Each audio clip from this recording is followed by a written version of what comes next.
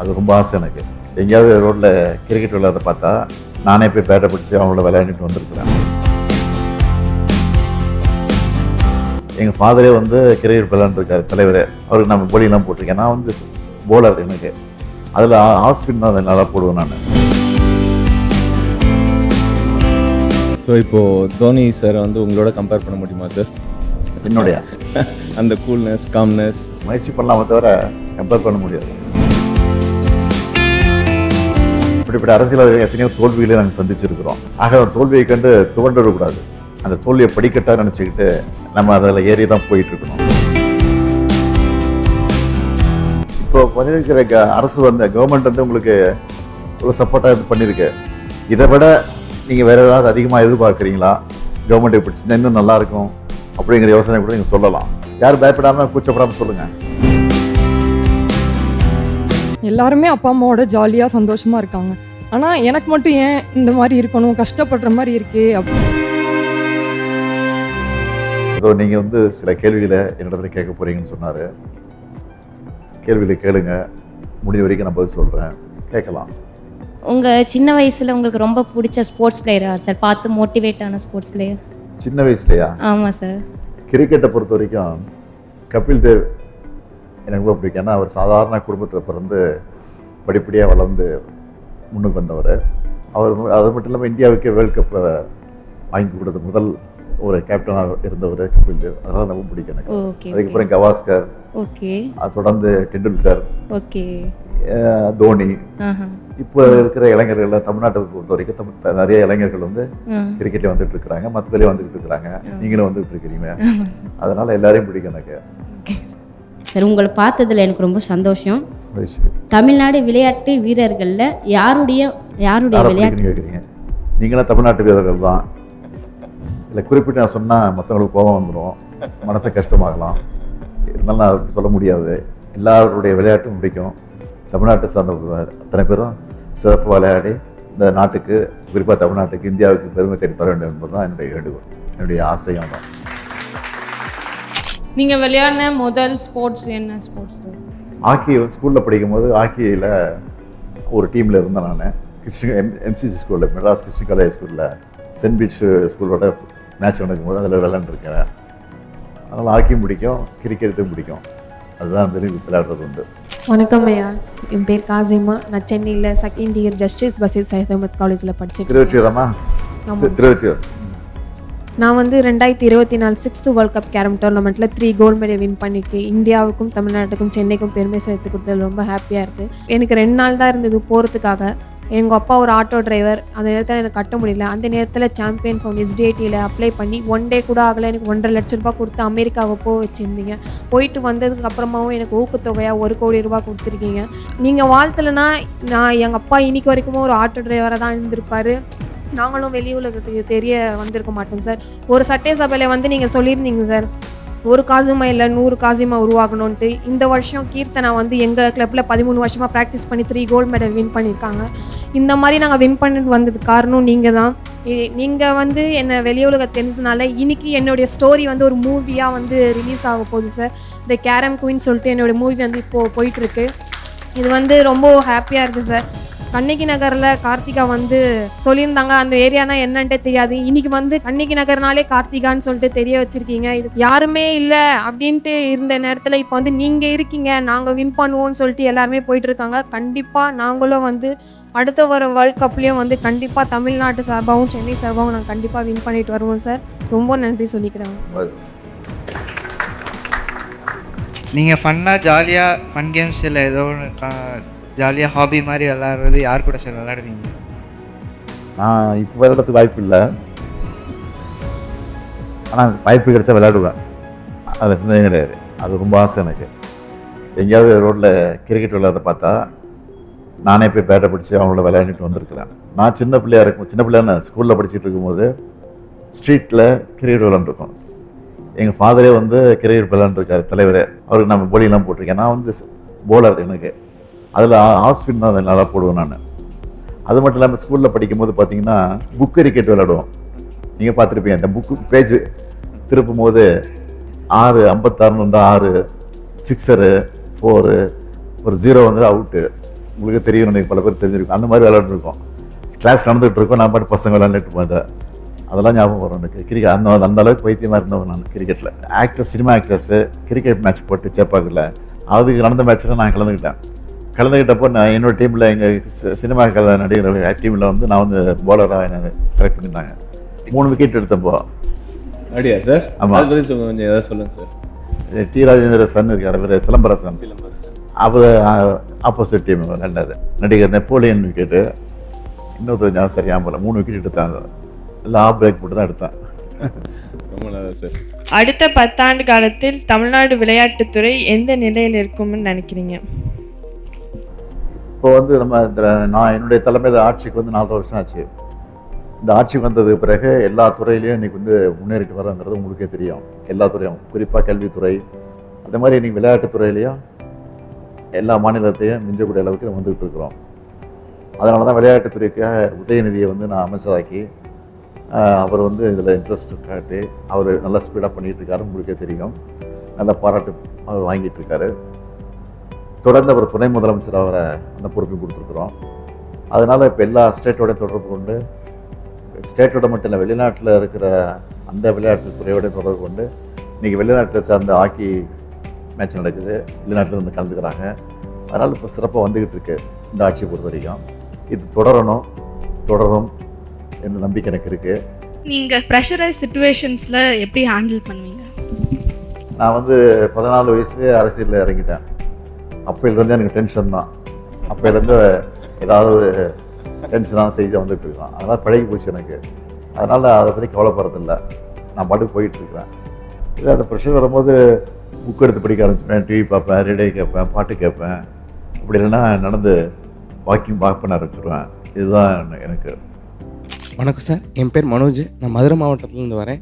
நான் இப்படி மாற்றுத்திறனாளியாக பிறந்துட்டேன்னு எங்கள் ஊர்லேயும் எங்கள் ஸ்கூல்லேயும் எங்கள் டீச்சர் யாருமே எனக்கு எந்த விளையாட்டு போட்டிக்குமே அலோவ் பண்ண மாட்டாங்க. இவனுக்கு அடிபட்டுரும், இவன் வந்தால் கீழே விழுந்துருவான், ஸோ அதுக்கு நம்ம தான் பொறுப்பேற்றுக்கிறோம்ட்டு என்னை ஒதுக்கி தான் வச்சுருந்தாங்க.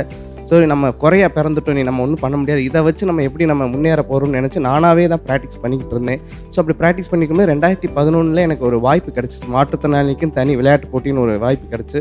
ஸோ அதில் பார்ட்டிசிபேட் பண்ணி நான் கோல்டு மெடல் பண்ணேன். ஸோ அதிலிருந்து இப்போ வரைக்கும் நான் தான் நேஷ்னல்ஸ்லேயே ஷார்ட் புட்டில் கரண்ட் நேஷ்னல் ரெக்கார்டு ஹோல்டரு. 2023 ஜெர்மனிக்கு போகிறதுக்கு வாய்ப்பு கிடச்சிச்சு. பட் எனக்கு போகிறதுக்கு நிதி இல்லை. அப்போ நம்ம எம்எஸ்ஆர்ட்ட போய் ஒரு ரெக்வஸ்டேஷன் வச்சோம், சார் இப்படி நாங்கள் போகிறோம் சார்னா அவர் உடனே நம்ம டெப்டி சிஎம் சார்ட்ட சொல்லி 2 நாளே எங்களுக்கு அமௌண்ட் சேங்ஷன் பண்ணி கொடுத்துட்டாங்க சாம்பியன்ஷிப் ஃபவுண்டேஷன் இருந்து. அதுலேருந்து சாம்பியன்ஷிப் ஃபவுண்டேஷன் மட்டும் 22 லட்ச ரூபா கேஷ் வாங்கியிருக்கேன்.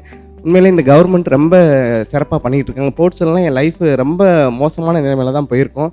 இந்த ஸ்போர்ட்ஸ்னால தான் எனக்கு ஒரு லைஃப்பில் அடுத்த விஷயன்றது ஜாபும் கொடுத்துட்டாங்க. அப்புறம் கல்யாணமும் நடந்துச்சு. அந்த கல்யாணத்துக்கும் நம்ம டெப்டி சிஎம் சார் வந்து என் வீட்டுக்கே வந்து என் கல்யாணத்தையும் அவர் வீட்டு கல்யாணம் மாதிரி நடத்தி கொடுத்தாங்க. இப்போ பெண் குழந்தை பிறந்திருக்கு சார். எங்கள் ஊர் சைட்லாம் பெண் குழந்தைன்றது பிறந்தோம்னா ஒரு மாதிரி தான் பார்ப்பாங்க, ஏன் பெண் குழந்தைன்னு நினைப்போம். ஆனால் வெல்லும் பெண்கள் நிகழ்ச்சியை பார்த்து உண்மையில் ரொம்ப சந்தோஷமாக இருந்துச்சு. இப்போ நான் எங்கள் ஊரில் போய் சொல்லுவேன், எனக்கு உண்மையில் எங்கள் கவர்மெண்ட் என்னை பார்த்துக்கோ, என் பொண்ணை பார்த்துக்கணுன்றதை நான் தைரியமாக போய் சொல்லுவேன். நான் இது வரைக்கும் இந்த கவர்மெண்ட்லேருந்து மட்டுமே 50 லட்ச ரூபா ஹை கேட்ச் இன்சென்டிவ் மட்டும் வாங்கியிருக்கேன். அது மட்டும் இல்லாமல் எனக்கு இந்த கவர்மெண்ட் வந்து 3% ஸ்போர்ட்ஸ் கோட்டாலே அப்பாயின்மெண்ட் போட்டு கொடுத்துருக்காங்க. உண்மையிலே எனக்கு ரொம்ப சந்தோஷமாக இருக்குது சார். கல்வியில் சிறந்த தமிழ்நாடுல பேசுனீங்களா? ஆமாம் சார், நான் தான் சார். உங்களுக்கு தோனி சார் கிட்ட பிடிச்ச குவாலிட்டி என்னங்க சார்? தோனி கிட்டயா? ஆமாங்க சார். தோனியுடைய கேப்டன்ஷிப் ரொம்ப பிடிக்கும். காரணம் வந்து ரொம்ப ஸ்மைலாக, ஸ்வீட்டாக, ஸ்மார்ட்டாக, சைலண்ட்டாக, எந்த வித டென்ஷன் ஆகாமல் அவர் கேப்டன்ஷிப் பண்ணுறாரு பாருங்க, அது ரொம்ப பிடிக்கும். ஒரு பெரிய வழிகாட்டியாக இருக்கிறார். இவ்வளோ வயது கடந்து போனாலும் இன்னும் அவர் வந்து விளையாடணும் அப்படின்னு சில ரசிகர்கள் வந்து ஆர்வத்தோடு காத்துட்ருக்காங்க பாருங்க, அதுதான் காரணம். ஸோ இப்போது தோனி சார் வந்து உங்களோட கம்பேர் பண்ண முடியுமா சார்? என்னுடைய அந்த கூல்னஸ், காம்னஸ் முயற்சி பண்ணலாமே தவிர கம்பேர் பண்ண முடியாது. முயற்சி பண்ணலாம், அவர் பண்ணுறாரு சார். இல்லை அவர் மாதிரி இருக்கணும், நான் முயற்சி பண்ணாங்க, நான் பண்ணுறேன்.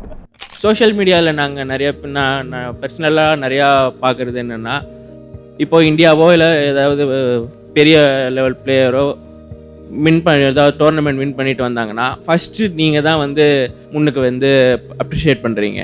அந்த மாதிரி உங்களுக்கு இன்ட்ரெஸ்ட் எங்கேருந்து சார் வந்துச்சு, எப்போ வந்துச்சு? அதாவது அரசின் சார்பில் கவர்மெண்ட் வந்து நீங்கள் போய் பல்வேறு மாநிலங்களில் பல விளையாட்டு போட்டியில் கலந்துக்கணும்னு சொல்லி அதுக்காக செலவு பண்ணி அது உங்களை ஊக்கப்படுத்துறதுக்கு உற்சாகப்படுத்தி அனுப்பிச்சி வைக்கிறோம், ட்ரைனிங்க்கு அனுப்புகிறோம். அதெல்லாம் பண்ணிட்டு நீங்கள் வரும்போது ஜெயிச்சுட்டு வரும்போது எனக்கு அதோட வேறு மகிழ்ச்சியாக இருக்குது. அந்த மகிழ்ச்சியை பகிர்ந்துக்கிறதுக்கு தான் உடனடியாக மெசேஜ் போடுறோம், ட்விட்டரில் போடுறோம், அதுதான் வாழ்த்து சொல்கிறோம். இந்த டேர்மில் வந்து நிறைய ஸ்கீம்ஸ் நிறைய இன்க்ரீஸ் பண்ணியிருக்கீங்க சார். ஒலிம்பிக் லெவல், இன்டர்நேஷ்னல் லெவலில் விளையாடும்போது elite sports person scheme, memes வந்து நேஷ்னல் லெவலில் விளையாடுறாங்க, ஸ்டேட்டு டிஸ்ட்ரிக்டில் நல்லா விளையாடுறவங்க சாம்பியன்ஸ் டெவலப்மெண்ட் ஸ்கீம் சிடிஎஸ் அப்படின்ற இந்த 3 ஸ்கீம் இருக்குது. ஸோ என்னோடய ட்ரீம் வந்து நம்ம தமிழ்நாட்டிலேருந்து ஒரு ஒலிம்பிக் மெடல் அங்கே அந்த 2036 கேம்ஸில் வரும். இதுக்கு முன்னாடி விளையாட்டுத்துறையை பொறுத்த வரைக்கும் கடந்த பல ஆட்சி காலகட்டங்களில் 10ஓட 11 அத்தோட இது ஒன்றா இருந்தது. இப்போது திமுக ஆட்சிக்கு வந்ததுக்கு பிறகு, அதுவும் குறிப்பாக விளையாட்டுத்துறை அமைச்சராக உதயநிதி அவர்கள் பொறுப்பேற்றுக்கிட்டது பிறகு இது எவ்வளோ முக்கியத்துவம் கொடுத்துட்ருக்குங்கிறது எல்லாருக்கும் தெரியும். அதாவது நிதி கொடுக்கறதுக்காக, செலவு பண்ணதுக்காக இல்லை, அவங்க ஊக்கப்படுத்தி உற்சாகப்படுத்தி அனுப்பிச்சி வச்சு வெற்றியோடு வரும்போது அது எங்களுக்கு ஒரு பெருமையாக இருக்குது. அது மட்டும் இல்லாமல் நீங்கள் பார்த்தீங்கன்னா எல்லா மாநகராட்சியிலையும், தமிழ்நாட்டில் இருக்கக்கூடிய எல்லா மாநகராட்சியிலையும் ஸ்டேடியம் கட்டுறதுக்கு திட்டமிட்ட வேலை நடந்துக்கிட்டு இருக்கு. பல மாவட்டங்களில் நடந்துக்கிட்டு இருக்கு, இப்போ முடிய போகுது. அதே மாதிரி 234 சட்டமன்ற தொகுதியிலையும் ஒவ்வொரு கிரிக்கெட் ஸ்டேடியம், ஃபுட்பால் ஸ்டேடியம், பொதுவான ஸ்டேடியம் கட்டணும்னு சொல்லி, கிரிக்கெட் விளையாட்டு ஸ்டேடியம் கட்டணும்னு சொல்லி அதையும் அறிவிச்சுட்டு அதற்கான முயற்சி நடந்துட்டு படிப்படியாக அதுவும் நிறைவேற போகுது. இதெல்லாம் நிறைவேற போது நிச்சயமாக தமிழ்நாட்டில் இல்லை, இந்தியாவிலேயே மட்டும் இல்லை, உலக அளவிலேயே இது ஒரு பெரிய அளவுக்கு நம்முடைய விளையாட்டுத்துறை இருக்குங்கிற நம்பிக்கை எங்களுக்கு இருக்குது. சார், நம்ம தமிழ்நாட்டில் நிறைய இன்டர்நேஷ்னல் லெவலில் டோர்னமெண்ட் நம்ம பண்ணிகிட்ருக்கோம். நிறைய பேர் சொல்கிறாங்க தமிழ்நாட்டில் நல்லா பண்ணிகிட்டு இருக்காங்க அப்படின்னு சொல்கிறாங்க. எப்படி சார் இதில் உங்களுக்கு இன்ட்ரெஸ்ட் வந்துச்சு பண்ணலாம் அப்படின்ட்டு? எல்லா துறையிலையும் நம்ம முன்னுக்கு வர மாதிரி இந்த துறையிலையும் முன்னுக்கு வரணுங்கிற ஆசை தான். அவங்களை நம்பி மக்கள் வந்து நம்ம இடத்துக்கு பொறுப்பை படைச்சிருக்கிறாங்க. அந்த மக்களுக்கு நம்ம நல்லது செய்யணும், திட்டங்களை கொண்டு வரணும், சாதனைகளை படைக்கணும். மற்ற மாநிலங்கள் நம்ம மாநிலத்தை பார்த்து பின்பற்றணும். நம்ம வந்து பல மாநிலங்கள் வந்து முன்னால் இருக்குது விளையாட்டுத்துறையில் அப்படிங்கிற போது நமக்கே ஒரு ஆதங்கம் ஏற்படுது. அந்த மாநிலம் நல்லா இருக்க, ஏன் நம்ம மாநிலம் வரக்கூடாது அப்படிங்கிற ஆதங்கம் வந்து ஆரம்பத்துலேருந்து எனக்கு உண்டு. அந்த அடிப்படையில் தான் அந்த உணவு வந்துச்சு. அந்த அடிப்படையில் தான் இன்றைக்கி வந்து செஞ்சுக்கிட்டு இருக்கோம். வணக்கம் சார். என்னோட கேள்வி என்னன்னா, இப்போ தமிழ்நாட்டில் இருக்கிற யங் ஸ்போர்ட்ஸ் பர்சனுக்கு ஒரு மெசேஜ் சொல்லணும்னா என்னங்க சார் சொல்லுவீங்க? நான் இப்போ இங்கே இந்த ஃபங்க்ஷன் வரும்போது பார்த்துட்டே வந்தேன். ஒரு 25 இடத்துலையாவது 25 பேராவது ஃபோனை பார்த்துக்கிட்டே ஃப்ளாட்டாக நடந்து போயிட்டுருக்குறாங்க. அப்படிப்பட்ட இளைஞர்கள் வந்து அதில் அதிகம் கவனம் செலுத்துறதை விட ஓய்வு கிடைக்கிற போது, வாய்ப்பு கிடைக்கிற போது விளையாட்டுத்துறையிலையும் அதிக கவனம் செலுத்தணும் அப்படிங்கிறது ஆசை எனக்கு. நாங்கள் முழு அரசியல்வாதியாக நான் இருக்கிறேன், உங்களுக்கு தெரியும். அப்படிப்பட்ட அரசியல்வாதிகள் எத்தனையோ தோல்விகளை நாங்கள் சந்திச்சிருக்கிறோம். ஆக அந்த தோல்வியை கண்டு துவண்டு விடக்கூடாது. அந்த தோல்வியை படிக்கட்டாக நினச்சிக்கிட்டு நம்ம அதில் ஏறி தான் போயிட்டுருக்கணும். அது மாதிரி தான் விளையாட்டு வீரர்களை பொறுத்த வரைக்கும் ஏதாவது வெற்றி பெற முடியலையே அப்படிங்கிற ஆதங்கம் வந்துடக்கூடாது, ஏக்கம் வந்துடக்கூடாது. அதை விடாமுயற்சியாக நீங்கள் பண்ணி இந்த அளவுக்கு வெற்றி வந்திருக்கிறீங்க. அதே போல் மற்ற வீரர்களும், வரக்கூடிய விளையாட்டு வீரர்களும் அதையே பின்பற்ற வேண்டும் என்பதுதான் என்னுடைய ஆசை. நீங்கள் இவ்வளோ கேள்வி கேட்டீங்க, நான் உங்கள்கிட்ட 2-3 கேள்வி கேட்குறேன். ஒன்றும் பெரிய கேள்வி இல்லை. விளையாட்டு வீரர்லாம் வரணுங்கிறதுக்கு என்ன அட்வைஸ் கொடுக்குறீங்க அந்த விளையாட்டு வீரர்களுக்கு? இந்த இடத்துக்கு நீங்கள் எப்படி வந்திருக்கிறீங்க, இதை வந்து நீ எப்படி மற்றவங்களுக்கு சொல்கிறீங்க? நான் 22 வருஷமாக ஃபுட்பால் விளையாண்டுருக்கேன். எனக்கு 11 வயசில் நான் ஸ்டார்ட் பண்ணேன். ஸ்கூல் பிடி டீச்சர்ஸுங்க தான் எனக்கு சொல்லிக் கொடுத்தாங்க. என்னோட கோச் மிஸ்டர் எஸ் மாரியப்பன், அவங்க தான் எனக்கு கோச் பண்ணாங்க. ஸ்கூல் பிடி டீச்சராக இருந்து சொல்லிக் கொடுத்தாங்க. ஆனால் இப்போ இருக்கிறது பார்த்தோன்னா ஒரு டிஸ்ட்ரிக்ட்லேயுமே நல்ல ஸ்டேடியம்ஸ் இருக்குது, நிறைய எக்ஸ்பீரியன்ஸ்டு கோச்சஸ் இருக்காங்க. அந்த மாதிரி இருக்கும்போது இந்த காலத்து பிள்ளைங்க ரெகுலர் ப்ராக்டிஸ் பண்ணுறது, டிசிப்ளினாக இருந்தால் ஒலிம்பிக்ஸில் வந்து நிறைய மெடல்ஸ் அடிக்கிறதுக்கான நிறைய வாய்ப்புகள் இருக்குது. அதுக்காக தான் நாங்கள் எல்லாருமே ரொம்ப ஆசைப்படுறோம் சார். இந்த யங்ஸ்டர்ஸ் வந்து இந்த ஃபோனை பார்த்து அதிலே டைம் வேஸ்ட் பண்ணி போயிட்டுருக்காங்க. அவங்களுக்கு என்ன அட்வைஸ் பண்ணுறீங்க? ஃபோன்லேருந்து நாங்கள் சின்ன வயசுலேருந்து என்னோட ரொட்டீன் எப்படி இருந்திருக்குன்னா, ஸ்கூலுக்கு போகணும், வந்துட்டு கிரவுண்டுக்கு போகணும், ப்ராக்டிஸ் முடிச்சுட்டு வரணும், அடுத்த நாள் ஹோம்ஒர்க் பண்ணுறது, திருப்பி காலைல எழுந்து ப்ராக்டிஸ் போகிறது, ஸ்கூலுக்கு போகிறது, இப்படி தான் என்னோடய ரொட்டீன் 13 வருஷமாகவே இருந்திருக்கு. ஸோ நம்ம ஒரு விஷயத்தை நினச்சி டெடிக்கேட்டடாக ஹார்ட் ஒர்க் பண்ணோன்னா கண்டிப்பாக அதை அச்சீவ் பண்ண முடியும். ஸோ நான் எல்லாருக்குமே அதான் சொல்ல விரும்புகிறேன். நீங்கள் எவ்வளோ ஸ்ட்ரகிள்ஸ் வந்தாலும் குவிட் பண்ணாமல் உங்கள் ட்ரீம்ஸை நோக்கி ஹார்ட் ஒர்க் பண்ணிகிட்டே இருங்க. கண்டிப்பாக ஒரு நாள் சக்ஸஸ் ரீச் பண்ணிடுவீங்க. இப்போ பண்ணியிருக்கிற அரசு வந்து கவர்மெண்ட் வந்து உங்களுக்கு இவ்வளோ சப்போர்ட்டாக இது பண்ணியிருக்கு. இதை விட நீங்கள் வேறு ஏதாவது அதிகமாக எதிர்பார்க்குறீங்களா? கவர்மெண்ட் இப்படி செஞ்சால் இன்னும் நல்லாயிருக்கும் அப்படிங்கிற யோசனை கூட நீங்கள் சொல்லலாம். யாரும் பயப்படாமல் கூச்சப்படாமல் சொல்லுங்கள். நீங்கள் பண்ணுற எல்லாமே உண்மையாகவே ரொம்ப நல்லா இருக்குங்க சார். எங்களுக்கு எல்லா ஸ்கீம்ஸுமே ரொம்ப அருமையாக பண்ணுறீங்க. இதுக்கு மேலே எதிர்பார்க்கறதுக்கு பண்ணிட்டு இருக்கிறத குறைகள் தான் சொல்லலாம். குறைகள்னு சொல்கிறதுக்கு எதுவும் இல்லைங்க சார். ஆக்சுவலாக அக்வாட்டிக் ஸ்டேடியம் மட்டும் எல்லா டிஸ்ட்ரிக்ட்லேயும் கட்டினீங்கன்னா நிச்சயமாக சொல்கிறேன், அக்வாட்டிக்ஸ்லேயும் நல்ல ஒரு நம்ம அண்ணா சொன்ன மாதிரி நாங்கள் 36 ஒலிம்பிக்ஸில் நிச்சயமாக நாங்கள் மெடல் பண்ணுவோம் சார். நிச்சயமாக வரக்கூடிய காலகட்டத்தை பண்ணி கொடுப்போம், நம்பிக்கையோடு இருங்க. நோட் பண்ணி வச்சுங்க. Thank you sir. வணக்கம் சார், என் பேர் ஸ்ருதி, இன்டர்நேஷ்னல் பேஸ்கெட்பால் பிளேயர். என் சொந்த ஊர் மதுரை. எனக்கு அப்பா அம்மா இல்லை. அம்மா வந்து நான் 11th ஸ்டாண்டர்ட் படிக்கும் போது இறந்துட்டாங்க. அப்பா காலேஜ் ஃபஸ்ட் இயர் கோவிட் டைமில் இறந்துட்டாங்க. எனக்கு ஒரு செகண்ட் வேர்ல்டு அப்படியே நின்று ஃப்ரோஸ் ஆனால் எப்படி இருக்கும், யாருமே இல்லை எனக்கு திரும்பி பார்க்க, ரிலேட்டிவ்ஸ்லேருந்து யாரும் இல்லை. ஹாஸ்பிட்டலில் நான் மட்டும் இருக்கேன். அம்மா செயின் அடகு வச்சு எல்லாமே கஷ்டப்பட்டு தான் நான் எங்கள் அப்பா இறுதி சடங்கு எல்லாமே முடித்தேன். எல்லாருமே அப்பா அம்மாவோட ஜாலியாக சந்தோஷமாக இருக்காங்க. ஆனால் எனக்கு மட்டும் ஏன் இந்த மாதிரி இருக்கணும், கஷ்டப்படுற மாதிரி இருக்கே அப்படின்னு ஒரு டைமும் ஃபீல் பண்ணுவேன் நான். ஆனால் ஒன்று மட்டும் நான் விடலை, பாஸ்கெட்பால் மட்டும் நான் ஸ்டாப் பண்ணவே இல்லை எக்காரணத்துக்கு கொண்டும். எனக்குள்ளே அந்த வெறி, எங்கள் அப்பா ஒரு ஸ்போர்ட்ஸ் பர்சன், ஹாக்கி பிளேயர். அப்பாவுக்கு ரொம்ப ஆசை நான் வந்து தமிழ்நாடுக்காக ஆடணும். ஆப்வியஸாக தெரியும் மதுரையில் வந்துட்டு ரொம்ப லோ இதில் வந்து வர்றோம் நாங்கள், இதெல்லாம் எங்கே சாதிக்க போகுதுன்னு நிறையா பேர் என்னை பார்த்து பேசினாங்க. சென்னை வந்தேன், 8 hours ஒர்க் பண்ணுவேன் டெய்லியும். என் கூட பிறந்த தம்பி இருக்கான், அவனையும் நான் தான் பார்த்துக்கணும். SDT ஹாஸ்டலில் தான் படித்தான். இந்தியாவுக்காக என்னை செலக்ட் பண்ணாங்க ஃபர்ஸ்ட் 19th ஏஷியன் கேம்ஸ். அப்படியே படிப்படியாக வந்து எனக்கு தெரியும் ஆப்வியஸாக நான் வேலை வாங்கிடுவேன்றது எனக்கு தெரியும், ஷுவராக தெரியும். ஆனால் வந்து எனக்குள்ளே என்னென்னா, நம்ம இவ்வளோ கஷ்டப்பட்டோம், தமிழ்நாடுக்காக ஆடணும், ஏன் நம்மளுக்கு தமிழ்நாட்டில் வேலை கிடைக்கல, அந்த ஒரு கேள்வி எனக்கு இருந்துகிட்டே இருந்தது. எனக்கு ஆஃபரும் வந்தது, சதர்ன் ரயில்வேலேருந்து, வெளியே ரயில்வேலேருந்து ஆஃபர் வந்தது.